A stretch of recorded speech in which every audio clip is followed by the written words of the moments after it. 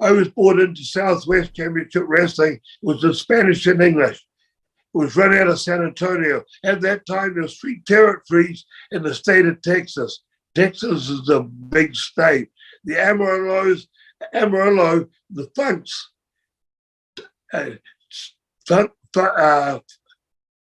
Funk Senior, Dory Senior was the booker, Terry and Dory Jr., Dick Murdoch, Dusty Rhodes. I started telling you all the names. There's all the top workers there. Then there was Fritz von Erich out of Dallas was world class. And out of San Antonio, it was Joe Blanchard. And Joe Blanchard, they had all the guys, seniors, they all been great workers in the country. So I was brought into Joe Blanchard's territory. Territory was down. So the first 4 weeks, we did TV. We did TV and that. Then we did a fucking gimmick that we pulled out a coal miners club or used the New Zealand flag and laid out a guy called Bobby Jaggers. And they sent guy referees out to break it. And we did the same. We laid out all the referees and we kept on Bobby. And Bobby bladed it. He came off the corner with a coal miner's glove on his arm and he jigged his arm, cut it open, and it was white, right to the bone, and it was white flesh hanging there. Wasn't bleeding, you know? Yeah. It was just wide open. It never bled. But on television, they zoomed in, and you can see this cut about that long and the flesh hanging open.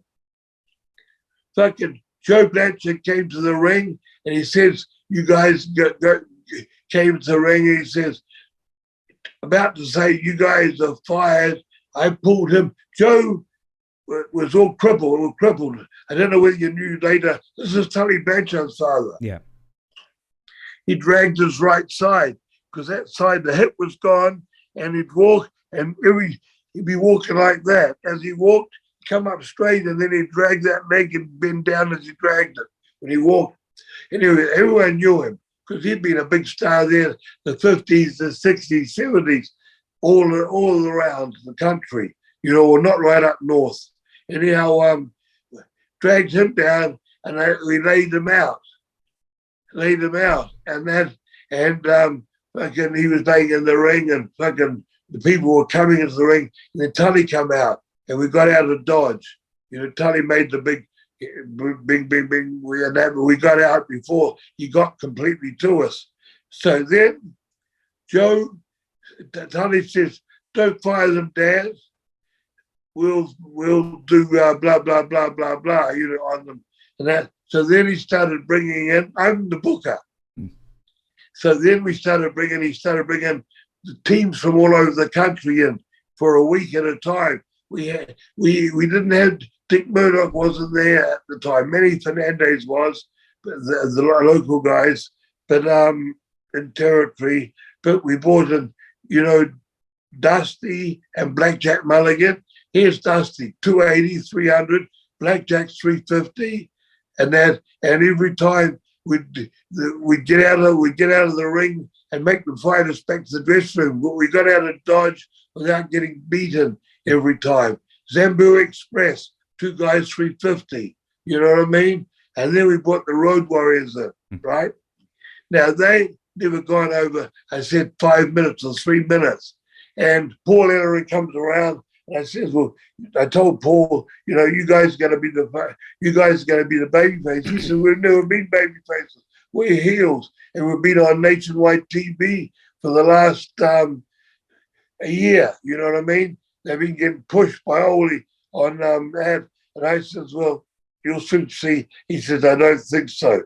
So when they came out from the crowd, we came out and everyone was throwing stuff at us because I was a booker there. We were hot. And they come out and the people fucking come unglued. 2 big guys with all the, you know how impressive, when they walk out, they're impressive, right? Match starts. Butcher me to work like 2 foot bulls. Tag. You especially with big guys. They'd start, one of them would start coming back on us, and then it would take the bump down and grab his foot and tag Butch, and then I'd hold his foot so Butch would go up in the second rope, come off with the clothes on his foot and take him down. We double teamed all the time. They weren't used to a tag team being like that. 4 minutes into the match, now the towns we were running, Fritz was running half of those towns too. He was out of Dallas and we were out of San Antonio. Mm-hmm. And now we're in Waco, Texas, the town that the big, the preacher had all the thing, the Davian and the FBI come in, and they in the end they had to shoot them all. Remember that big thing? Waco, Texas, yeah. Not Jeff Jones. David Koresh. Boy, you know your history, right? Anyhow, this is that town, and fucking anyhow, 4 minutes of the match, Hulk goes over the rope. Fritz is running the same town. Hulk goes over the ropes and pukes out into the crowd. The kid in the front row says, "Look, Dad, just like Kabuki," because Kabuki let out the green mist. He says, "Just like the Kabuki, Dad, but this has got chunks in it." The puke had food, chunks in it. And then we got all that on tape. That was unreal. That was the Road Warriors, the story with the Road Warriors. And then after that, and Butch said two in the corner, and we're beating them up and holding them. And he says, "Sweet mate," sweet mate, that means everything good, everything good. He thought with sweet, you're a sweet guy. Oh, God, you know what I mean? Fucking Hawk was in the corner. That elbow come back. We're holding him from behind, and one guy's in the ring. That elbow came back. That fist came in. Bang. He went out of that corner like a rocket in shoot mode. You know what I mean by shoot mode? Yeah. Fucking for real. And that we had explained to him afterwards. Now, Hawk, that was 1983, 84. Fucking 90s. And that when Hawk came into WWF in the 90s as the Legion of Doom. Legion of Doom, because Vince had to change the name because of royalties. And then Hulk came down for a holiday because Hulk, me, Beefcake, we all lived on the beach down there. And then he came down for a holiday. And he came to my place. My place I lived on the beach, and condominium. There was five stories.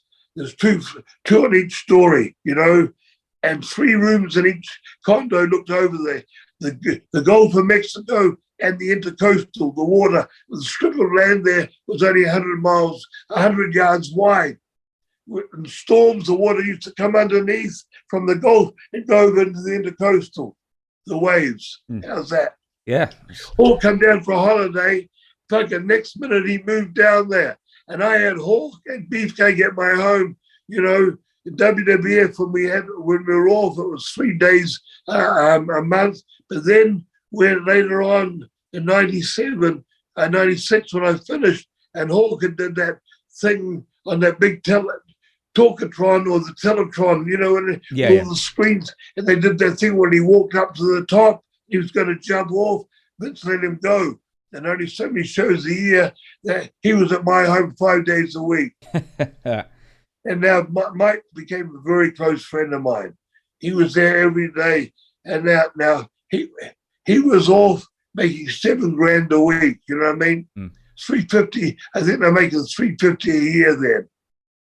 Yeah. This was before the big money. He was still with WWF. You know what I mean? Maybe more than that. $7,000 a week. 3 of those grand, 3,000 of that went on drugs a week. Crikey. Just on. If I tell you what pills. He took every day, and we opened, I shouldn't say it, but Mike was a great friend, but he was getting, do you want me to tell you what he was taking, or we forget about that? It's entirely up to you. No man could take what he was taking. And hence he died young. Yeah. Those were the party days. I drank, and that then, because I had a restaurant in Tampa by the Buccaneer Stadium, the NFL team, and that. But I drank and smoked a little weed, but I never took pills, and I didn't take all the other stuff. But I had earlier on in my career, of course, I tried everything.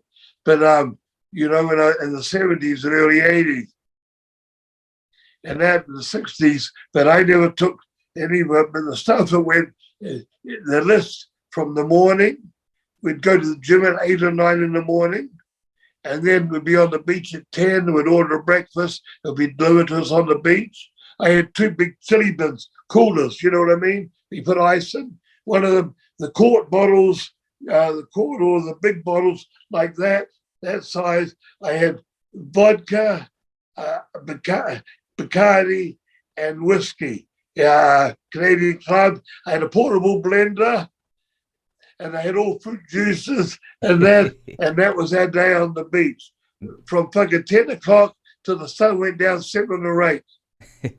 We've got a saying here: only mad dogs and Englishmen drink in the midday sun. But apparently New Zealanders do as well. Fucking right, they do. Talking about the midday sun, that black beer, what's it called now? Guinness. You drink Guinness? No, it's one of the few things I won't drink. Like that, you whack a few bottles of Guinness back in that hot sun, and that, boy, what a buzz you get. Anyhow, Hulk started at 10 o'clock in the morning. He may have started before the gym, smoked a doobie. But during the day, it went from that GHB, the powder GHB or the liquid, whatever it was, and then it went to pills, and then the end of the night, and in the grass all day, somas, the death of all those wrestlers. You know, they say all the wrestlers died from steroids and painkillers. It was bullshit. Back in my day on the road, we're on the road 7 days a week. For Vince, we had 3 days off a month.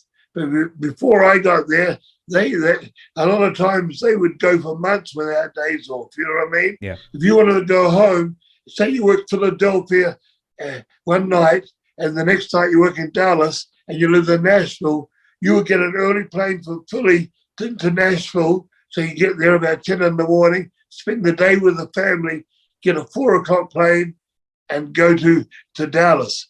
That's how the guys had home time. Only so many hours during the day. That's how it was. So the guys were taking speed, and then to come down at night, we'd take Halcyon, which is a sleeping pill, or we'd take Valium or Xanax, which are mind drugs. You know what they are, right? Yeah. That is now. Come the 90s, Somas came out. Somas from Mexico, they were a muscle relaxer. So everybody's taking speed and that on the road, and then they're taking Somas. Somas are like fucking 3 Valium, four 10 Valiums. You know what I mean? If you put booze on them, and they work fast and that, and they take you. Now, a muscle relaxers slow the heart down. So you're taking speed all the time, and all of a sudden you're dropping these fucking Somas. After 6 months to a year, your heart can't take it. You got it going like that, and then got the brakes going on. That's how all the guys died. All those deaths in the 90s, 2000, 2010, that's all from, they say, steroids and painkillers. Bullshit.